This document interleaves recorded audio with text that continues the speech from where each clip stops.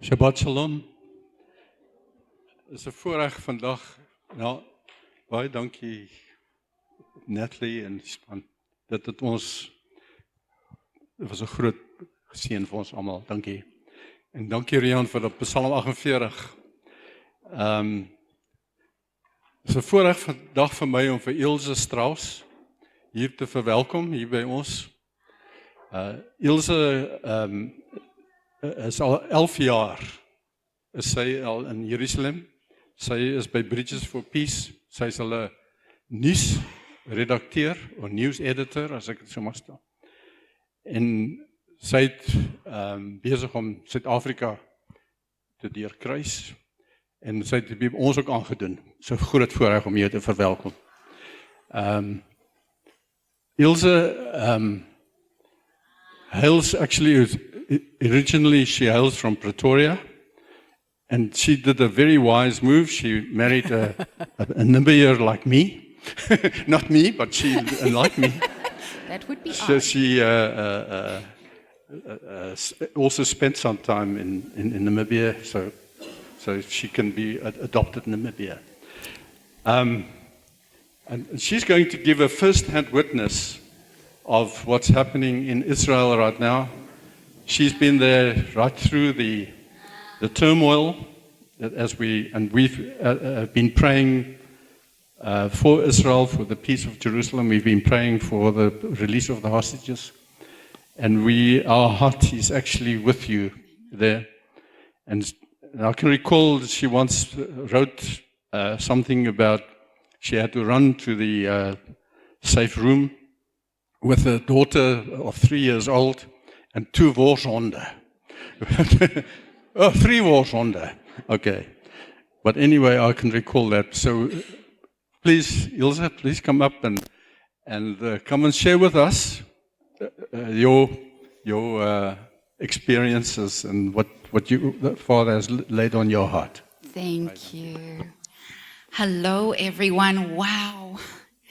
Can I just say, wait. I've been mic'd. So how are we doing? Yes? Yes. Okay, great. Because like a typical Israeli, I cannot speak without my hands, and a mic impedes that a little bit. So, can I just say how amazing it is to be here? I feel like, I often say to people, it feels like someone pressed fast forward on October 7th and never pressed pause or play again. And this morning, we're in a friend's place in Mossel Bay, and I'm driving from Mossel Bay here, and I just see the sun break through the clouds and shine on the water, and it's like, oh, a little bit relaxing. Is anybody ever stressed here? Okay, so yes, my name is Ilse Strauss. I often joke, I say I always knew for those years living in Jerusalem, I'm going to marry an international man. I'm not going to marry a South African. No. And I didn't. I married a Bushian from Namibia.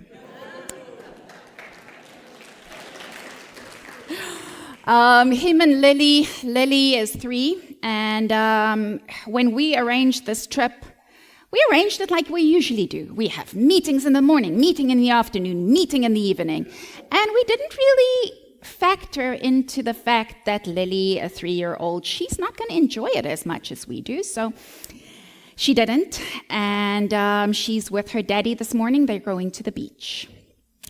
So I work for Bridges for Peace. I am in the publications department. And I usually describe my job as I get to tell Israel's story. I have the best job in the world. And it's not telling Israel's story in terms of, oh, look at this wonderful nation. Look at this wonderful people. No. Look at this wonderful God.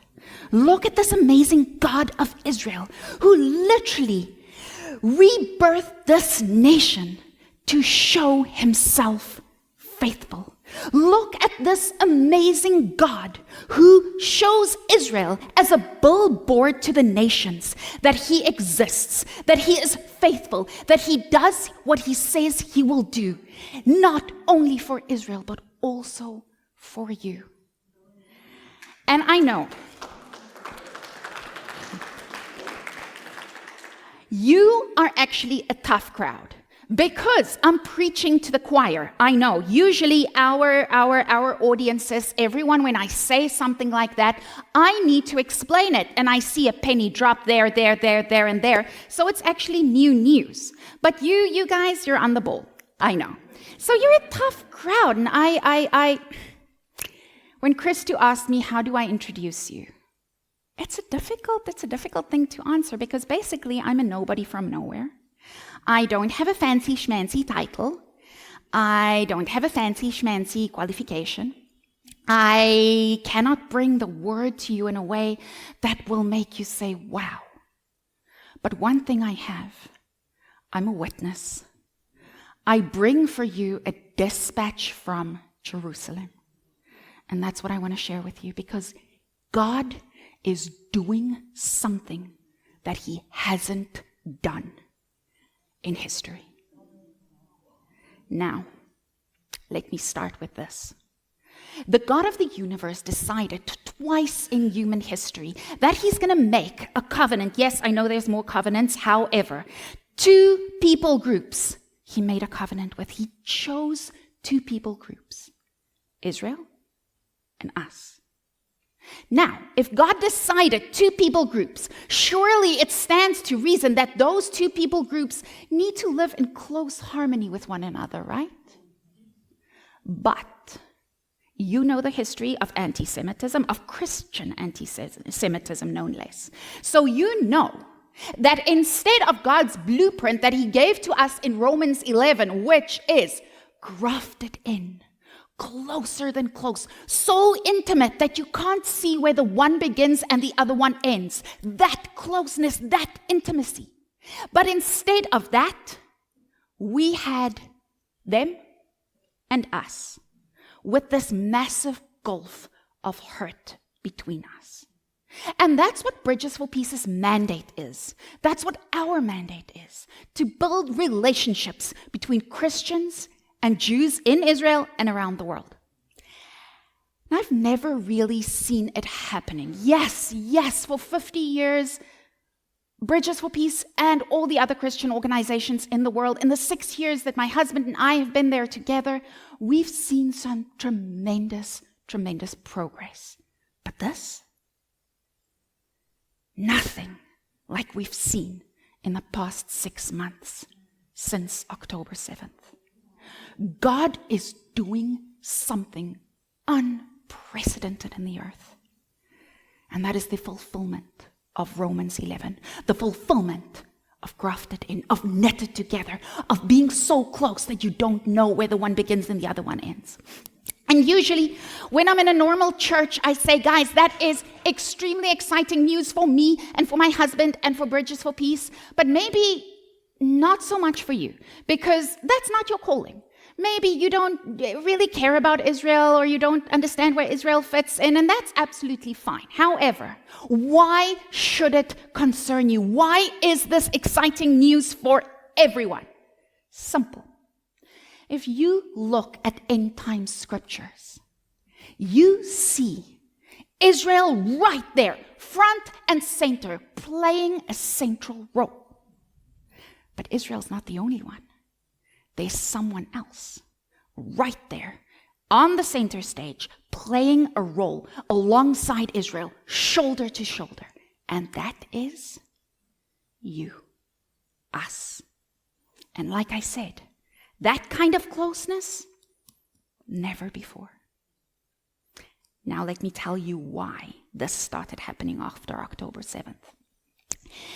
Some of you have been in Israel multiple times. You understand the culture. You know that in Israel, words mean absolutely zero. I mean, how many times have people said, oh, Israel, we stand with you. We're right alongside you. And when the proverbial popo hits the fan, where are they? Nowhere close to Israel. So, words, nada, nothing. I have a friend. She wanted to introduce herself to an Israeli new friend, a neighbor, and she wanted to explain what she as a Christian believes. And the neighbor said to her, no, don't bother. I'll watch you live for a couple of weeks, and then I will tell you what you believe.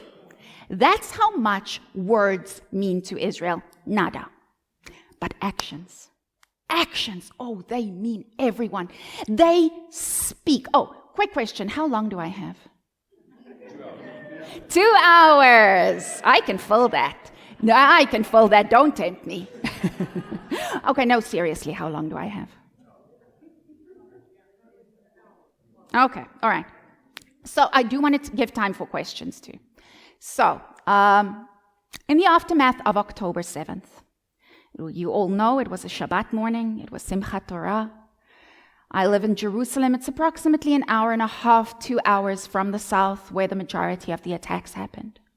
That afternoon, we were already in the office. We sent out the first news bulletins that afternoon. We started the first prayer meeting, global prayer meeting, that evening. And hours after the attack, we were in our vans heading down south, our vans packed with the produce, with the non-perishable produce, that the people who are still in their bomb shelters for 48 hours would need.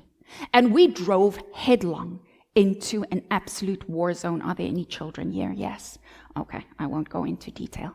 But we drove into that war zone when the terrorists still roamed the streets, when the army was still busy going from street to street. We drove in there, guys, when the missiles were still streaking through the sky, and you see it looks like this ribbon of fire going up, and then it's the Iron Dome shooting from this side, and in the middle they meet, and it's this tremendous fireball just exploding.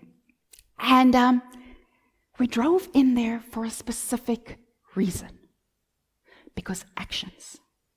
And we had a message to deliver to Israel. And that message was this. We were not there during the Holocaust. The church was conspicuously absent during the Holocaust. We were not there.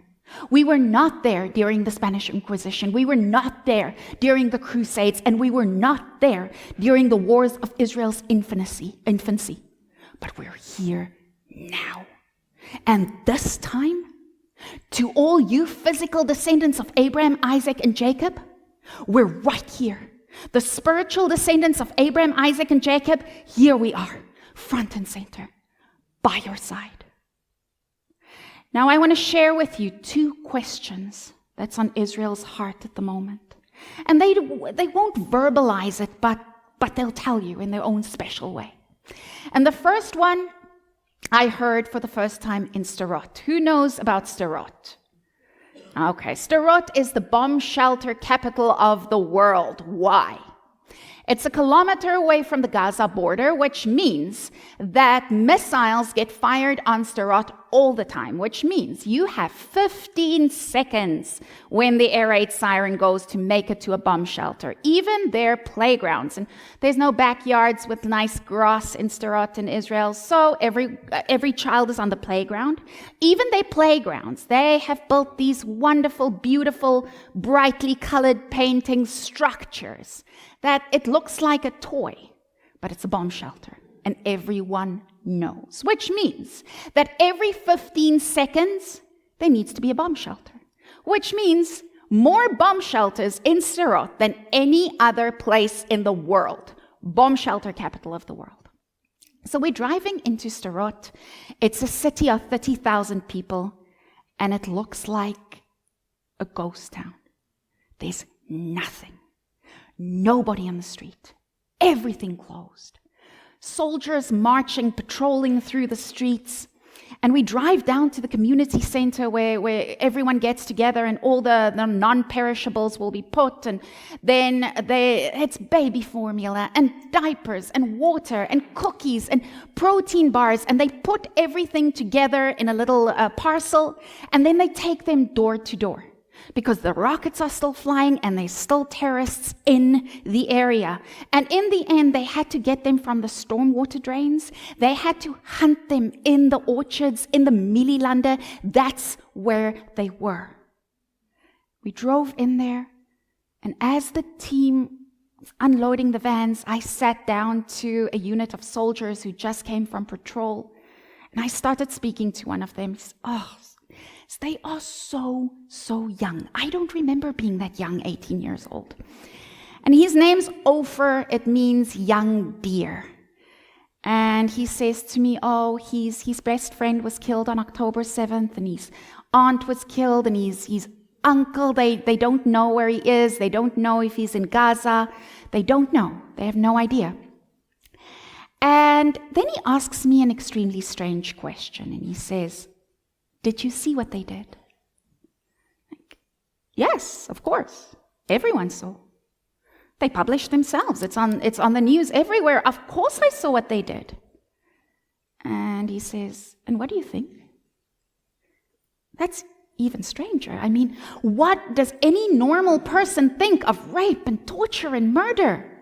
I think it's horrific. It's inhuman. It's evil. It's demonic. And then his real question hits me. Israel has had a 2,000-year history of pain and suffering and persecution. A friend of ours always says there's no young Jew. Everyone carries that hurt and persecution in their DNA. And every time, the Holocaust, the Crusades, the Spanish Inquisitions, the pogroms, the forcible expulsions, they stood alone with no champion, with no one to speak on their behalf. And this time, what this soldier was asking me was this. Is this time different? Do you see us this time? Do we have someone by our side this time? And from that moment on, that was our message to Israel. And I speak a lot, so I gave it to everyone. In the park, when I push Lily on the swing, I'll speak to the mommy next to me. Hi, I'm Ilza. I'm a Christian. I'm from South Africa.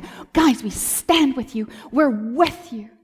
And they don't know. They don't know that we stand with them. And I know. Henry and I, Bridges for Peace, we were there physically. But you, I know. You were with us spiritually. I know that because every time I'm at a meeting and someone says to me, we pray for you, I know. I can feel it. We pray for Israel. I know. Because I would get testimonies like, we were in our bomb shelter and for some or other reason, we never did this before, but we knew to hold the door closed. I don't know how I knew that. I know how they knew that. We know that you were praying for Israel, and that was our message to them too. While you were in the bomb shelters, the Christians from South Africa, they were praying for you. And it literally, it touches something so deep. So let me give you a glimpse of what you did with us during those first months of war. We provided bomb shelters to communities that were in Hamas's crosshairs. We helped people evacuate 200,000 evacuees that no longer have a home. You take a family who's a farming family. Now they live in a hotel room, a family of 5. We helped them eat Shabbat dinner. And as they sit down and they started lighting the candles, you could see the tears started falling, and they were saying, this is the first time we can breathe again. Because now you have a whole community and life needs to go on. So the kids need to go to school. What are they going to do? So we started getting the schools together, school supplies. We outfitted soldiers with the jackets that they needed for winter. And then we had a couple from Namibia. The man saying, I remember what it was like in the war. I'm sending you some money. Treat the soldiers. Treat them kindly. And we drove down to the Gaza border about a week and a half after the attack with an Orthodox friend we met in Sderot. And we're driving down to the border with Lily because there's no grandma to babysit her. So she's going to the border with us. And we get to the army outpost. How it works, they go in for a few days, then they come out. And they go in again, and then they extract them again just to kind of rest and eat. And there we did a braai for them. And they're standing before me, and I say to them, men of Israel, when I see you here before me, I see the great great-great-great-grandsons of Gideon and the great-great-great-grandsons of King David. And when you go into war, the Lord God, the commander of the angel armies of heaven, he goes with you. So you fight like that. You fight with that integrity. And they go, "Rah." And I say to them, but wait, I've got something more. I'm South African. And they say, what? South Africa hates us. And I say, wait, there's more. I'm not Jewish. I'm Christian. And afterwards, they would come to us one after the other saying, what? Can you repeat that? Can you tell us again? And then they come again and say, wait, explain this to me. We even had someone from South Africa who made Aliyah, who came to us and said, I never knew that the Christians in South Africa stands with us. And it's been amazing. It's been amazing to communicate that message to Israel. I see everywhere them saying again, this is anti-Semitism that we've seen in the 1930s. This is what our brethren went through in the 1930s. And to know that we are not alone, that means everything. Now I want to get to the next question. And I heard that the first time about a month afterwards. And this was the most horrible attack on the Jewish people since the end of the Holocaust. What this should have elicited was sympathy and solidarity. Yet what it elicited was the worst eruption of anti-Semitism that seemed to simmer underneath the surface. And of course, it didn't come out as anti-Semitism. It came out as anti-Zionism, because that's now the new politically correct term. You really like all the Jewish people, the nice ones, but not those Zionist ones, right? And I explain it in churches like this. What is Zionism? I ask them. What is Zionism? And I'm asking you the same thing. Come on, tell me. What is Zionism? Excellent. It's the belief that the Jewish people have a God-given mandate for their land of their forefathers. And then I tell them, you know who's a Zionist? I am. You know who else is a Zionist? Archaeology and history and God. And then I take them to Genesis. And then I take them to Psalm 105, where God repeats this over and over again. Now, the question I get to, this is, yes, Christo, you mentioned running to the bomb shelter. Now, our bomb shelter is approximately the size right there. And some apartments have safe rooms. Ours do not. All the older ones doesn't. But every apartment has a bomb shelter. Apartment building has a bomb shelter. So we share this bomb shelter with 13 grown-ups and 6 dogs. So in this close space, when you spend a lot of quality time there, there's a kind of bond that you form with your neighbors, right? So about a month afterwards, I find our neighbor. Her name is Sarit. And she's a tough as nails woman. She's tough. And I find her crying in the car, and she says to me, Ilse, you've lived with us, next to us, for 3 years now. We're friends. Can you tell me what's wrong with us? Why do people hate us that much? Why do they hate us? And my answer to her, and I got that question time and time and time again from secular Israelis, from every conceivable Israeli you can find. And every time I say to them, listen, I can answer you, but it's a spiritual answer. It's not a neat answer. And then they say, okay, share it with me. And I say to them, this attack is not against you.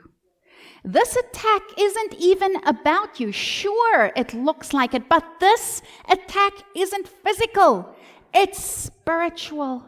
The attack is against the God of Israel, who chose to interweave his name and his reputation so closely with yours that when God's name falls, so does Israel's. And we only need to look around the world to see how this is happening, how God's name is being trampled everywhere. So is it any wonder that Israel's name and reputation goes along with it?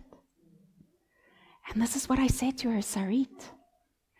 This is an attack against God because the world does not want to submit to God. The world wants to be God. And your existence proves that your existence proves that God exists. So if Israel exists, God exists, and that doesn't sit well with the world. And that's why you see everyone foaming at the mouth in anger. They don't want Israel to exist because that means submission to God. I don't get to be God. And she sits there and she's crying and she says, do you think so? I said, no, I know so. And from her, every time that she sees me, she says to me, oh, do you think Iran will attack? I say, yes, I think Iran will attack, but we'll be fine. She says, yes, Elohim itanu, God is with us. God is with us. That's the question every Israeli asks. I have not seen God as clearly on display as I have seen God on display in Israel over the past 6 months.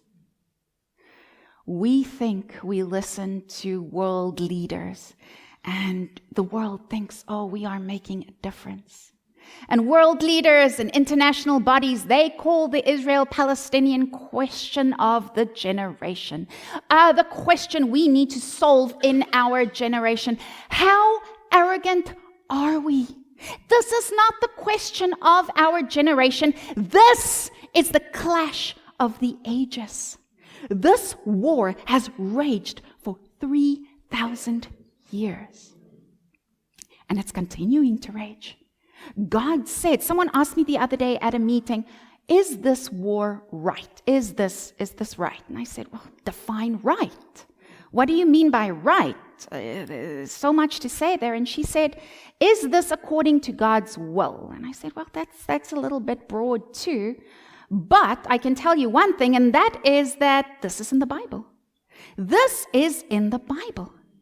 It says that every nation will turn against Israel.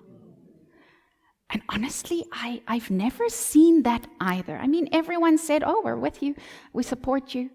But all of a sudden, within 6 months, I can see this happening. Even strong supporters of ours, they come to us and they say, I can't stand with Israel at this moment because they're committing genocide. I'm thinking, okay, does that mean you will stand with Israel again when they behave like you think they should behave? Or when what? And I want to segue there for a moment to say, the suffering in Gaza is tremendous. It's horrendous. It's horrific. And every now and then when someone hears I stand with Israel, they say to me, Ilse, you're a woman. You're a mother. You're a Christian. How can you condone the suffering in Gaza?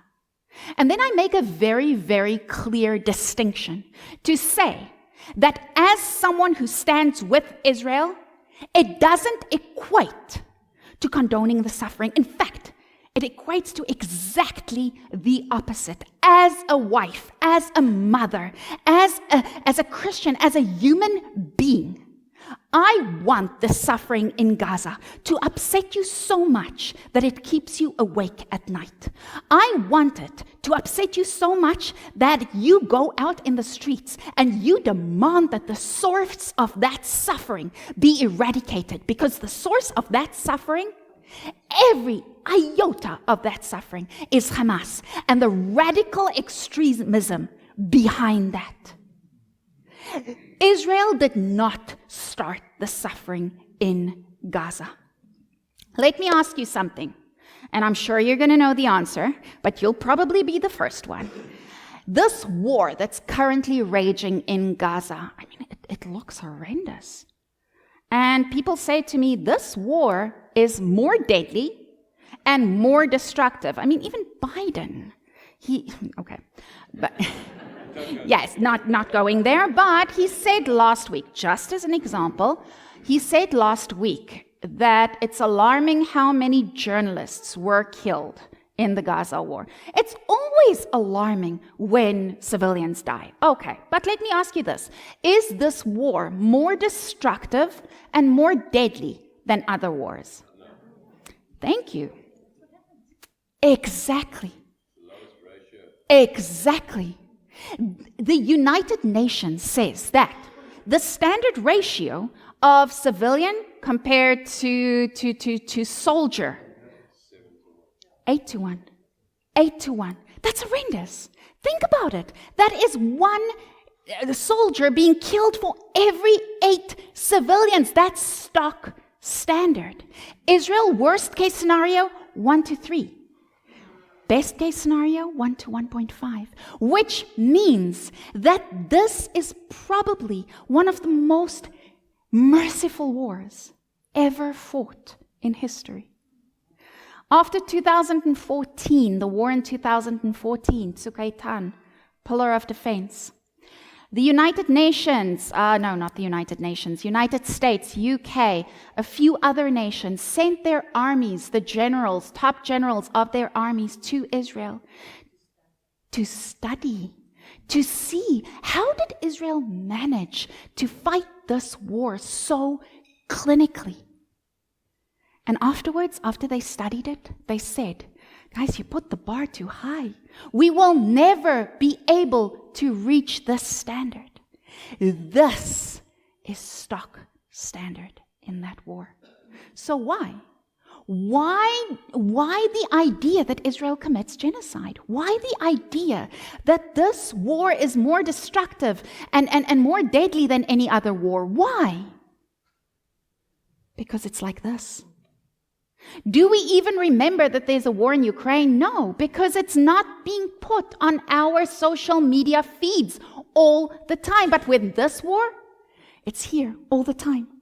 Suffering up close and personal. And yes, the suffering is horrendous. And because we have children, I don't want to tell you the stories that I've heard.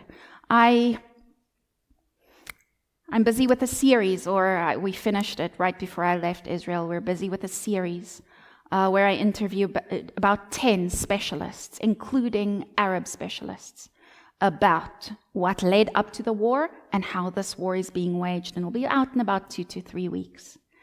And the stories that I heard from soldiers, I sat speaking to one of them for about 4 hours. The interview was supposed to be 1 hour. And he spoke for 4 hours, and the things that I heard from him that Hamas does to their own people, and he said to me, I hold Israel responsible for only acting now. Israel knew what the people of Gaza were going through. They knew. And with our history, we should have done this a long time ago because we knew they were suffering. So where was I? I segued there for a moment. So yes, why do we get the idea that there's a genocide going on? Because it's everywhere. It's on every social media feed. And if you put suffering children in front of a generation that's obsessed with social justice, you are going to find that. And the answer is that this is not more destructive. This is not more horrendous. This is as horrendous as any war is. The war is unspeakably cruel, which is why Israel put this off for so long.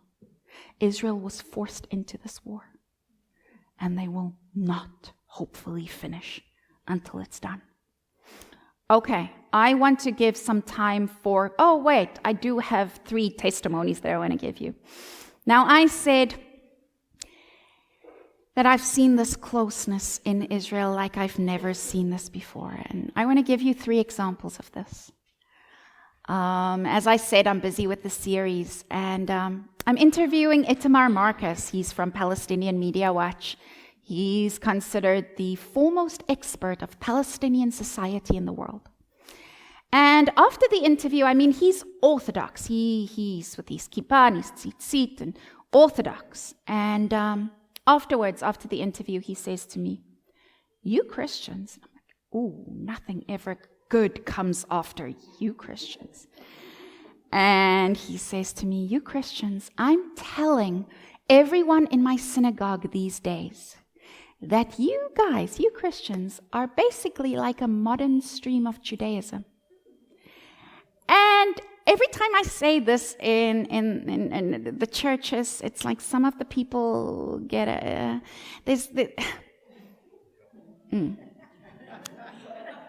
But here's the long and the short of it. The early church, they weren't Christians. They were a stream of Judaism who believed that the Messiah had already come. And here is someone, an Orthodox Jewish man, recognizing us for our true identity. That's tremendous. The soldier I sat interviewing for 4 hours on the Gaza border afterwards. We're standing next to his truck, and it's late, and we need to drive back to Jerusalem. But now me and the cameraman and him, we're standing around because there's this weird bond now, and we don't want to leave, and he doesn't want to leave, and we're standing around, and he says, "So, when will I see you guys again? Can you and your families, you must come for a barbecue." And he says, "Because I want to hang out with you. You're our people now. You're basically just modern Jews." And right before we left, I called him and I said, "Ariel, can you please just speak a word there and there to make sure that you don't start another war before I get back?" And he said, "Well, yes, I'll say a word or two." And that night, Iran attacked, and I said, "You obviously didn't speak well enough." And another example, we have a food bank where we provide food to 24,000 needy Israelis every month. And they come in, they get their stuff, and they go out, and all of a sudden now, they want to stay. They want to be with us. They say there's an atmosphere that they don't understand. There's something here, and they want to be part of it. They want to spend time with us. Everyone says that. Our neighbors say that. And why? Actions. Actions. And that's why we're there. To show them that physical descendants of Abraham, Isaac, and Jacob, you will never be alone again. The spiritual descendants of Abraham, Isaac, and Jacob, we're right there. We've got your back. Now I do want to give time for some questions. I brought along some things over there. There are some calendars over there. It is all my husband's pictures. They have the biblical holidays, the South African holidays, and the Namibian holidays because, yay, Namibia. And then I have these little flowers. It is the yellow ribbon for the hostages, the international sign for hostages, and then this is Israel's national flower, the kalanit, and the red poppy. And the red poppy is also the flower that blossoms in the south, where the attacks happened. And approximately 2 months after the attack, they started blossoming as they usually do, like nature does. Now the calendars, they are 100 rands. I know it's Shabbat, and therefore we have a little bookmark with our banking details. So you're more than welcome to take your calendar and just write your name for me, and then just take a bookmark with our banking details on and then make the payment later. These ones, they are donation basis. They were done by Yad Lakshish. Who knows Yad Lakshish? There we go. It is an old age home that helps the elderly, many of them Holocaust survivors, and they go and they make the most beautiful arts and crafts. So they did this for us, and all the donations go to Israel's war fund.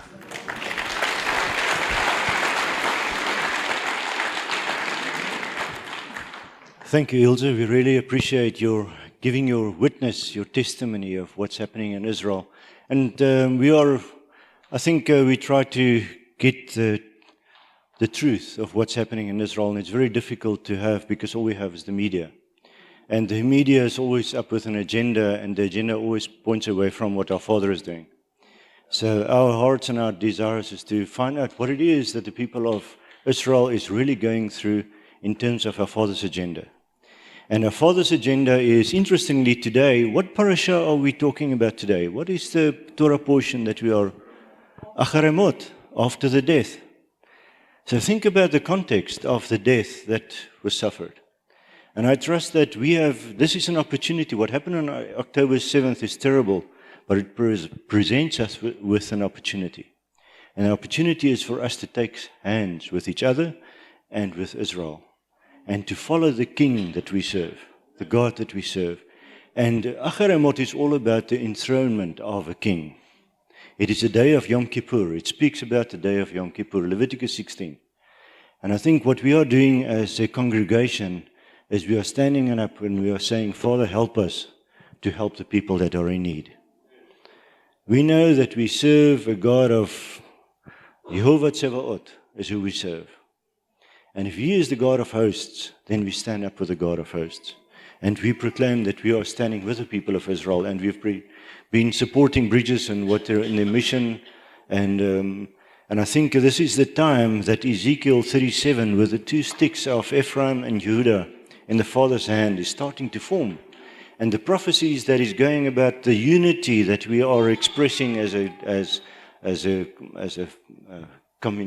communion, and as a greater group of faith. And together with Yehuda, we are standing up and we are proclaiming what our Father is doing in the land. So this is our mission. What happens in Israel is an opportunity for you and I to stand up for what our Father is doing in the earth. Because remember where the judgment starts. And it's going to grow over the earth. It starts at the house of our Father. And it's interesting that it started on the day of Simchat Torah. It started on a precarious day. So if we are watching what the Father is doing, we will know that the time and the opportunity for us to act is as we have been acting, is to build on what's happening so that we can grow in the mission that the Father has for us. You agree? Father, we thank you for the opportunities that you present in our lives, opportunities to bless people around us. Help us to be a blessing to each other, and help us to be a blessing to the people that are suffering in Israel in whatever creative way you are putting across our paths. Father, we want to present a message of one that supports and helps and stand together, bound together as one stick in your hand, to be servants of the kingdom of our Father in heaven. And Father, although things that are happening on the ground is not perfect, and as A.B. mentioned, some people in Israel is still not walking the way that you are desiring from them to walk. Help us to reach out and help us to make the difference so that they will follow you in spirit and in truth. Father, and we think of everybody that are captured and as hostages in this day. Father, and we think about the people who are suffering in Israel and in Gaza on both sides of the border. But Father, my heart goes out to the people in South Africa that it's indifferent about this cause. People that are indifferent of what you are doing in the earth today. And help us to be an active agent in the area that you have placed us. An active agent to change that and to become focused on what you are doing in this day, here and now. So Father, help us and lead us through your Ruach, lead us through your Spirit, so that we can be worthy ambassadors of the kingdom, and that we can speak the truth in love and in compassion to lead people back to you and make them aware of what you are doing in the earth. We've been speaking from worship today. We've been speaking about the enthronement of our King. Father, and we want to enthrone you on the thrones of our hearts, proclaiming you as the King of our lives. And help us, Father, to proclaim you as the King of the earth and the heavens in the area that we live, so that your name might be glorified and that your name may be lifted high because of a community that sits in the southern point of Africa. We praise you and we thank you for the opportunities that you present to us each day. We worship you and we thank you in the name of Yeshua, our King. Amen.